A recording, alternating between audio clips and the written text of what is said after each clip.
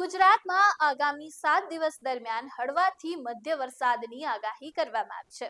હવામાન વિભાગના જણાવ્યા અનુસાર આગામી દિવસમાં રાજ્યમાં ભારે વરસાદ કે તોફાની પવનની કોઈ ચેતવણી આપવામાં આવી નથી. સાથે જ આગામી 5 દિવસ માટે માછીમારોને દરિયામાં જવા અંગે પણ કોઈ વિશેષ ચેતવણી આપવામાં આવી નથી.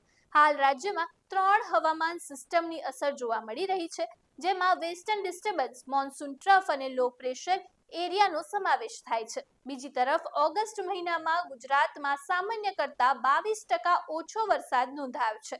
છેલ્લા 24 કલાકમાં મહીસાગર જિલ્લામાં સૌથી વધુ 32.5 મિલીમીટર વરસાદ નોંધાયો છે. અમદાવાદની વાત કરીએ તો આગામી દિવસમાં શહેરમાં વાદળછાયું વાતાવરણ રહેવાની શક્યતા છે. એકાદ બે સ્થળે હળવાથી મધ્યમ વરસાદી ઝાપટા પડી શકે છે, પરંતુ હાલ ભારે વરસાદની કોઈ આગાહી કરવામાં આવી નથી. આ તરફ અમદાવાદમાં ગરમીનો પારો જે છે ઊંચકાઈ ગયો છે.